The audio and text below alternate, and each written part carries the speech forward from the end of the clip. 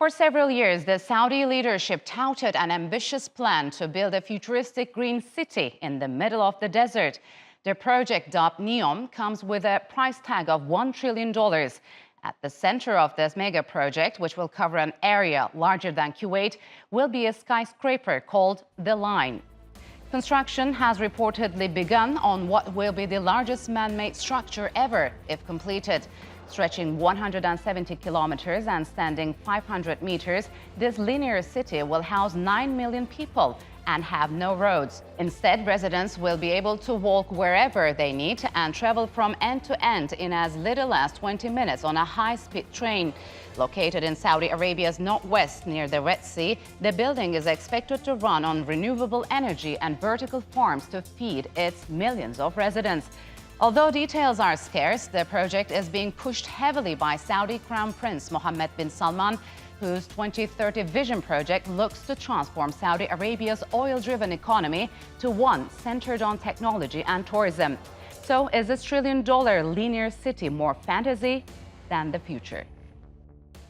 And for more on this Saudi mega project, I'm joined by Taha Arvas, who is an adjunct professor at Bogazici University here in Istanbul, and Karol Janas, urban policy expert from the Institute of Urban and Regional Development in Krakow, Poland. Gentlemen, welcome to Straight Talk. It's good to have you on the program. So, Karol, just how grand is this project if it ever gets completed? I mean, will it surpass nearly every man-made project we have seen throughout the history? Well, indeed, the project is huge. It's so complex, and well, frankly speaking, when first I heard about this project, the word which came to me was utopia, right? The utopian-like project. And I must, well, actually, I would like start with something positive, maybe. So. What I really like is the idea of the compact city in this project, the spatial concentration that allows for high energy efficiency, that reduces need for commuting, protect natural areas from being built, invested. Yeah, it's it's been said that the city itself, because the Neom project is something bigger, right? That's a vision for the entire development of the entire region, but the city itself, the line, will occupy only 5% of the entire region, and it's supposed to be inhabited by 9 million inhabitants, right? So and it would, but it would cover only 34 square kilometers, which stands for just 2% of conventional city. So basically, it's going to be not only linear but also vertical city, and well, that raises some concerns. Yes, we're going to get on those concerns and the possible hurdles or challenges that this project will likely to face in the future. But Taha, what is the driving force behind this project? Aside from creating a futuristic city, what is Crown Prince Mohammed bin Salman trying to do here? I mean, what is it he trying to change?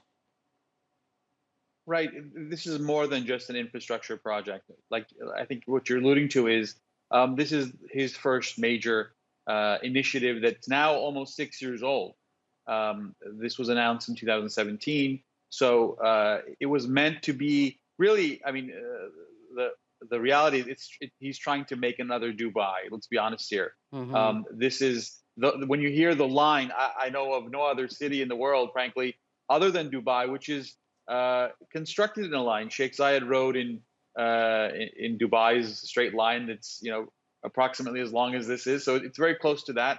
It's a very ambitious project. I think what he was trying to do was both increase employment by decrease unemployment, increase employment for Saudis, especially for the youth, and he had to come up with a grand project to do that, and I think this was that. Whether or not it gets completed, whether or not it's close to what he wanted, isn't really that important for him and for Saudi Arabia. It's just that he has to get youth unemployment, especially, off the ground. It's a stagnant problem. Saudi Arabia took a lot of steps to counter that by this term called Saudization, getting rid of expats and employing local Saudis to do the jobs that expats. But these are all issues. These are systemic problems that Saudi Arabia has. Yes. And this project is supposed to be a gateway to help solve them.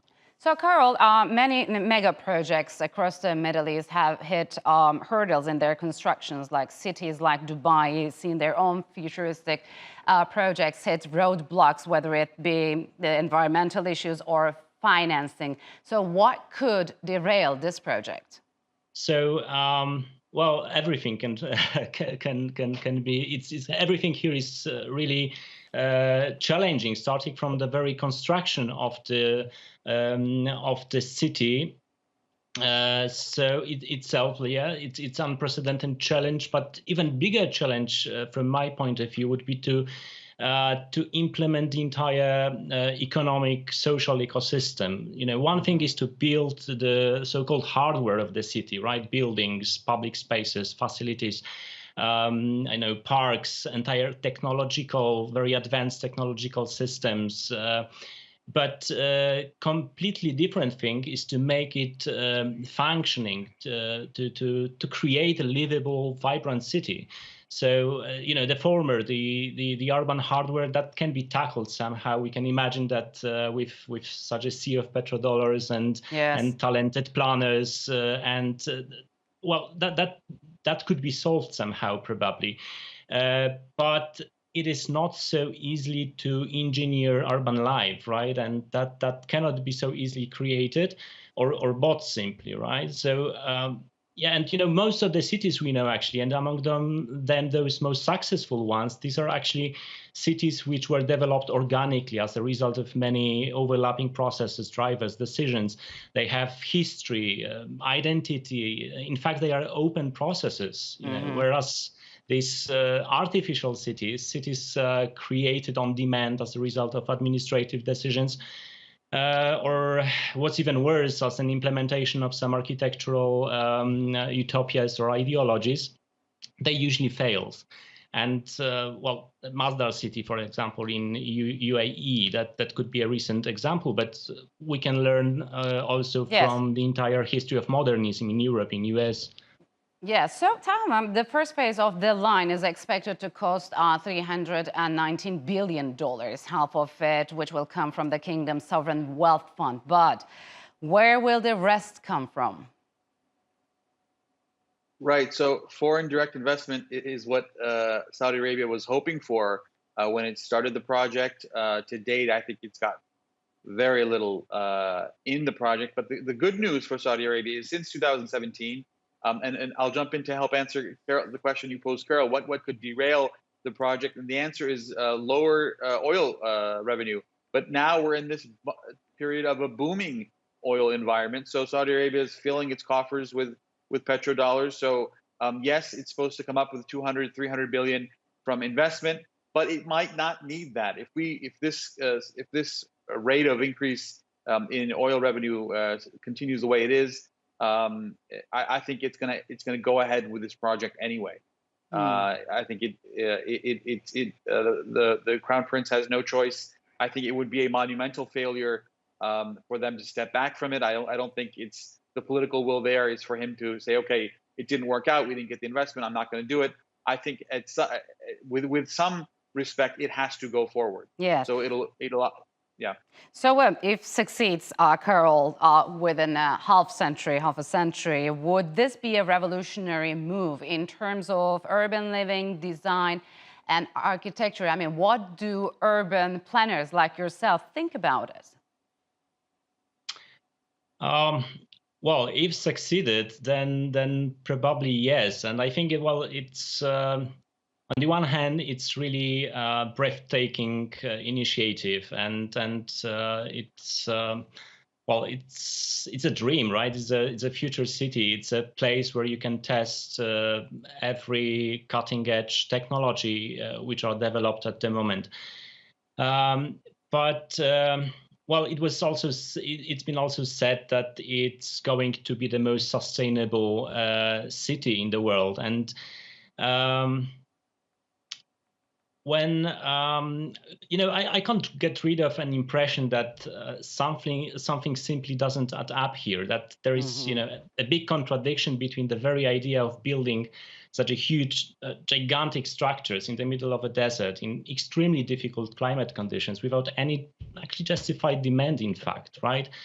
So I'm afraid that it has absolutely nothing to do with like the green-oriented development and not only because it's a bit weird to develop green-oriented city, finance it from oil extraction, but it's also the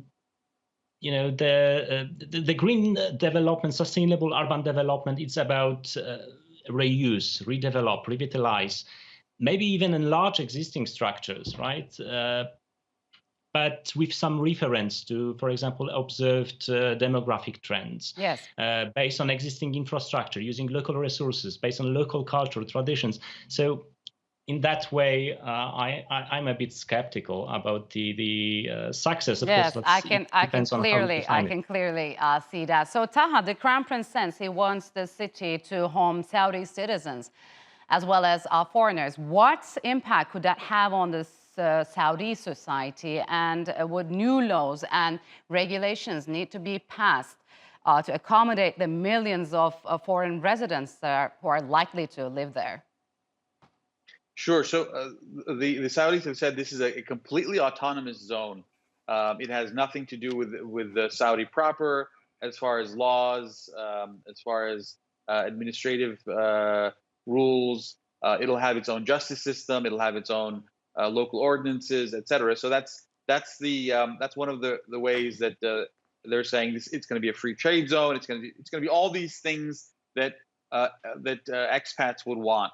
Frankly, like I said, it's supposed to be another Dubai is the point here, and so they're saying it's not going to be like Saudi proper, like the mainland. It's going to be this different area. So can they implement that? That in and of itself is a huge task to be able to accomplish. So we'll see if they're going to be successful in doing that. We'll still have at least 20 or 50 years to see that. So, gentlemen, we'll have to leave it here. Thank you very much for joining me on Straight Talk.